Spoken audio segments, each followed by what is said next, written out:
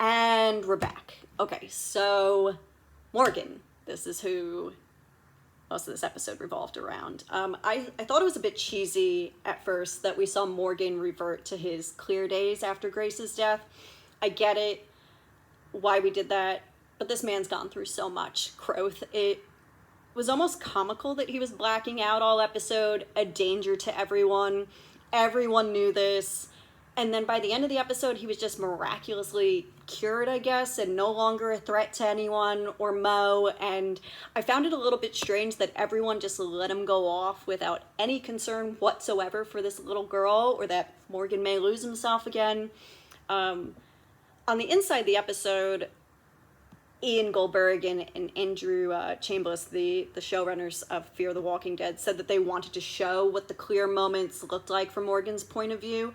And I thought that was a really interesting idea and concept, but personally, it would have made more sense to me if we saw that years ago on like The Walking Dead, or when Morgan maybe first entered Fear the Walking Dead. Instead, we kind of just saw this rushed into one singular episode, and then we had it resolved in like 55 minutes. That's the sort of thing that would have been cool to tease out, I thought, for a while.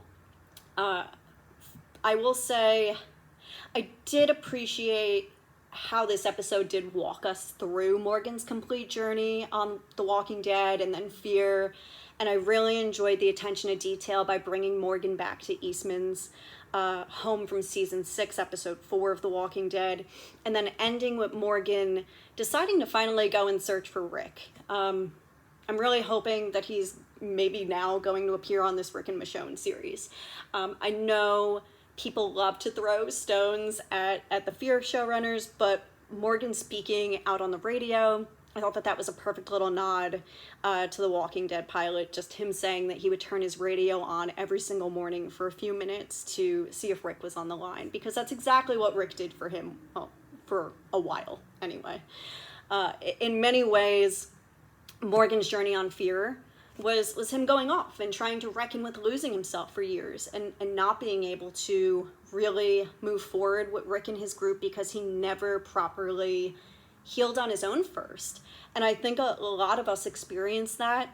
I've upped and relocated a few times in my life to other locations to kind of just get away from everything and start anew. It's a bit strange to me, I will say, though, that Morgan didn't tell Madison, when he left, hey, would you all want to go and maybe look for my friends with me? I guess, there is the thought that he doesn't really know if everyone's still alive or if Alexandria fell, so maybe if he were to find Alexandria in the Commonwealth, maybe that would inspire him to go back and gather Madison and everyone else to reunite them in one large, super group. I will say I was surprised and a bit disappointed by the backseat that Madison took for most of these 6 episodes, since Kim Dickens did come back as a series regular again on this final season. However, because of how the mid-season finale ended, I think we are in store for a Madison-centric, or I'm hoping we're in store for a Madison-centric final 6 episodes moving forward.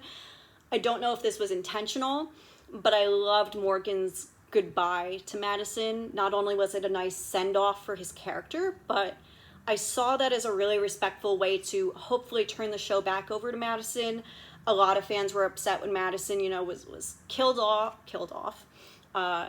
And then Morgan had joined the show, and it felt like it became the Lenny James, the Morgan show, and kind of forgot about Madison. So it felt like that moment was righting a wrong with fans. It felt like, he was kind of giving the show back to Madison.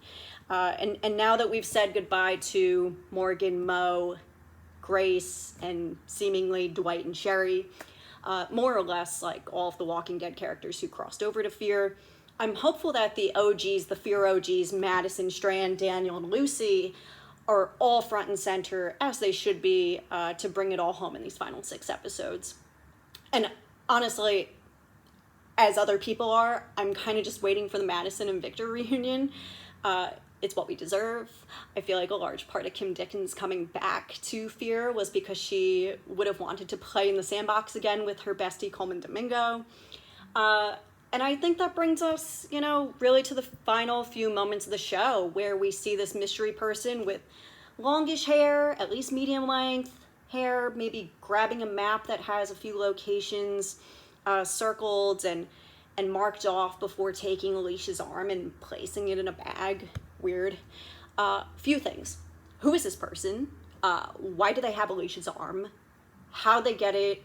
And why on earth are they carrying it around? I've seen some people think it's Troy who was seemingly killed off of Fear. If you've been following rumors, a lot of people think he's returning in the final episodes. The hair is throwing me off. It's clearly someone who knows Madison and appears to know who Alicia is and maybe what Alicia means to Madison. Maybe they want to give Madison some closure. As for Alicia, is Alicia dead? We now know that radiation treatments seem to, the ones that seem to prolong her life,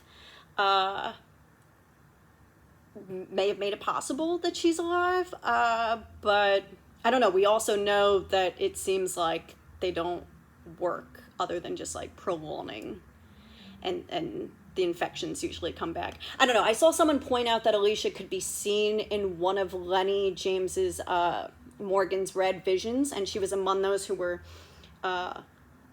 lost or, you know, dead, who were seen in the episode's title sequence. Honestly, I don't know, this felt like a way to keep viewers interested in coming back for the final run of episodes by baiting us with some sort of info about Alicia. Alicia Debnam Carey sounded very done with her role on Fear when she left last season. I will say, though, Kim Dickens told me last June when I had interviewed her that she would have loved a scene with her daughter, with Alicia. And I want to kind of just read you the quotes from our interview that went live last June. She said, "Of course, my dream is to be back reunited with Madison and Alicia. I love Alicia Debnam Carey. We're friends. I know enough personally about her and where she is in her life. These are decisions that are made story-wise, and these are decisions made personally and growth-wise. It's still a disappointment because, like the fans, I sort of was excited to have those scenes with her too. But Madison continued to live on in spirit in the stories while she was gone and in her children. I don't see how Alicia's spirit won't still be a part of the show and the story. And you know, you can always hope. I mean, look, I'm sitting here talking with you, talking to you about coming back, so you never know." Honestly, part of me is wondering if the show is hoping that they could film some scene late in the game with Alicia to sneak something into the finale or one of the final episodes to get some sort of moment between mother and daughter. It's not totally unheard of. You know, the Walking Dead finale ending changed pretty late in the game after an original ending was filmed and edited. It was later replaced with a Rick and Michonne ending. If you don't know what I'm talking about, I wrote about, and I'll put the link in there, about the original ending to the Walking Dead finale. I don't know if I have a dream ending for Fear at the moment. In some ways, I wished this episode aired before the Walking Dead finale, so we could have maybe seen Morgan pop up in Alexandria in the show's finale. When I spoke with Lenny James a while back, it seemed like they were maybe considering trying to get him into the finale at the time, and well, we know that didn't happen. So yeah, I think those are a lot of my thoughts. So I'm kind of wondering, you know, what did you all think of the mid-season finale and of Lenny James's final episode? How are you feeling about the final season of Fear the Walking Dead overall? And what are you hoping to see in the back half of the season? And finally, what's your take on the final few minutes of the mid-season finale? Who is that mystery person? Let me know below or on Twitter. I'm thinking I may do one of these for The Walking Dead Dead City, or like maybe I'll do an item weekly. If that is of interest, let me know that too. Anyway, take care. Thanks for watching. I hope you enjoyed. And yeah.